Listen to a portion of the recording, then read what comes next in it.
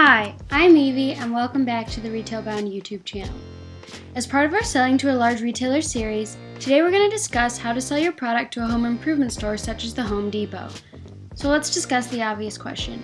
How do I sell my product to the Home Depot? Your end goal is to get your improvement product into the Home Depot, but how are you going to make your product stand out and convince them that they should stock your product? As we have discussed previously, there are many factors which go into making the decision to stock a certain product for retailers, particularly world-renowned stores such as the Home Depot. Customers of this store are looking for a quality product priced appropriately. In a store with so much stock, it is difficult to assess which product is the best. People generally look for a cheap option, but not too cheap that they fear the quality has been compromised. Due to this, they stick to products which they like and trust. This means that you will have to focus on the quality of your product during your presentation.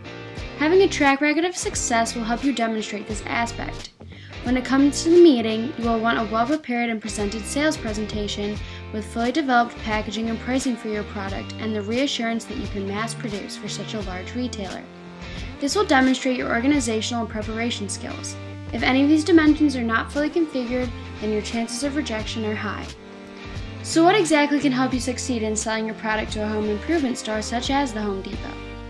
Here are 4 tips to help you succeed. 1. Make sure that you're ready for retail. Be prepared for the meeting and the questions that the retailer will be asking. Make sure that you're professional in the meeting and that you demonstrate you have the ability to function as well as one of their larger, better-known brands. The Home Depot is extremely profitable and does not have time to waste on meetings with unprepared manufacturers. Their expectation is that you are ready for retail today. 2. Make sure all your costs are figured out. You should have all the costs figured out and written down.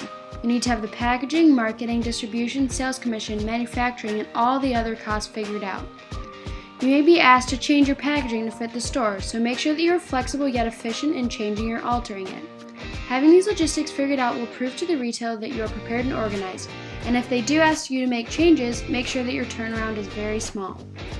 3. Make sure to communicate with the retail buyer from the stores in a variety of ways. This could be through a trade show, being publicized in a trade publication, using distributors, manufacturer representatives, or even landing a recommendation from someone who works with the retailer you're trying to sell to. A recommendation will be highly beneficial due to the sheer size of Home Depot. This will help you stand out from all the other manufacturers trying to get their product in this store. It will draw attention to your product and increase the likelihood of interest. And lastly, 4. Make sure that you follow through, and make sure you can keep the promises you make to the retail buyer and that you are honest with what you can provide them. A modest proposal you can follow through on is far better than a grand one which you cannot. Hopefully this helped you on your journey in selling to a large retailer, such as the Home Depot.